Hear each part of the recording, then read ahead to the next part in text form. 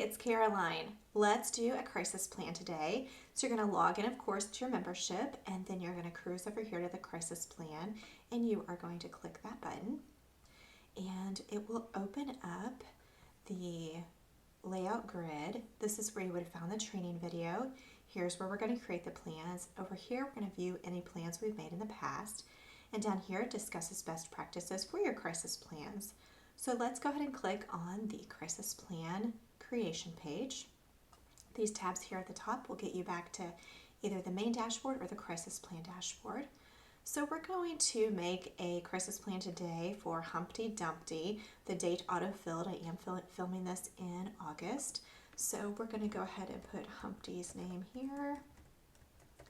And we do need to describe what Humpty Dumpty's behavior looks like and what Humpty Dumpty would describe the behavior as themselves. So I had this ready to go for us. So I said that Humpty Dumpty states he often feels like he's falling apart when he is upset.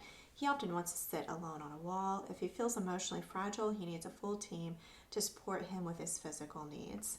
So obviously a spoof with the nursery rhyme, but you get my drift here. So we're going to go down to potential triggers first here. We're going to select as many as we know are events or changes that overwhelm Humpty Dumpty here. So Humpty might not like to be around others. He might find work challenging. He might not want unfamiliar people around. And we can always add an other that maybe Humpty doesn't like to sit on the ground level.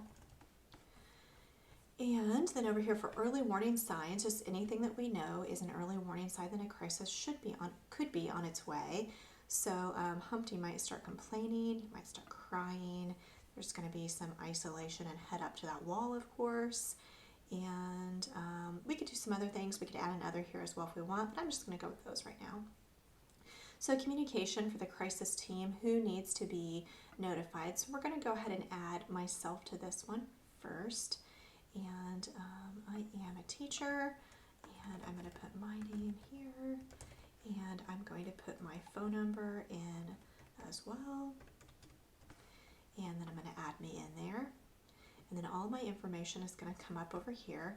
We do the same thing with, for instance, Humpty's parent or guardian. So maybe it's Bumpty Dumpty, and their phone number in here as well. And add that person, and we would keep going. We could definitely add clinicians in here, medical support, anybody that we know would help Humpty Dumpty. This is rare that you're going to need this, but sometimes there is someone in the list that you should not notify. For instance, somebody who often, maybe they work an hour and a half away, so it's going to take them a while to get there immediately. Or it could be a parent or guardian that doesn't currently have guardianship or access to the child. So assistance, we're going to say, okay, what assistance does Humpty Dumpty need? We know that Humpty needs isolation, and we need to remove objects from Humpty so he does not hurt himself. Again, we can add an other here if we'd like. And student support, what student support can Humpty benefit from?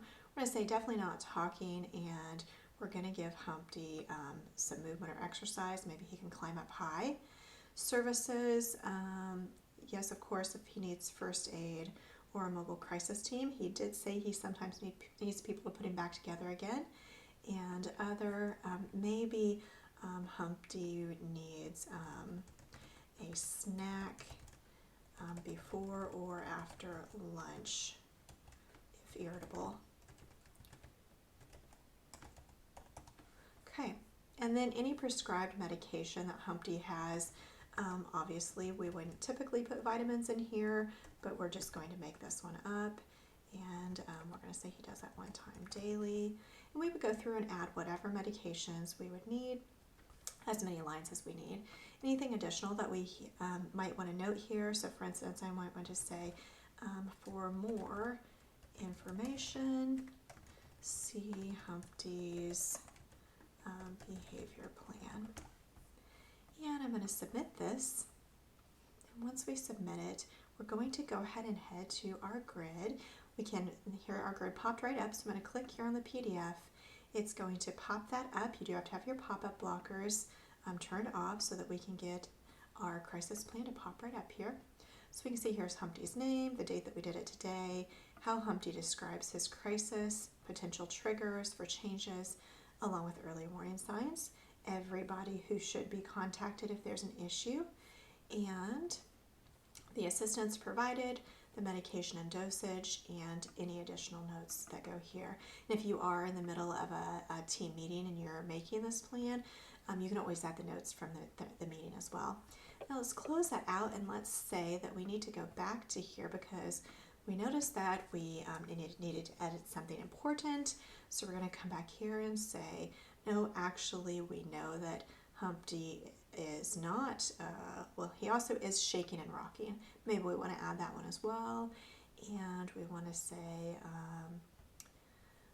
here at the top, at the bottom, we could say, Humpty likes to be up high in the sky to feel relaxed. Just anything that you want to update, of course. And this can be, as the year progresses, you need to update changes there. So there are those updates. And if we go back to the main crisis plan, we'll click this tab for View My Crisis Plans, and we will see Humpty's there. We could re-download his PDF, and all those changes will be ready for us to go now. So there's that shaking and rocking that we added earlier.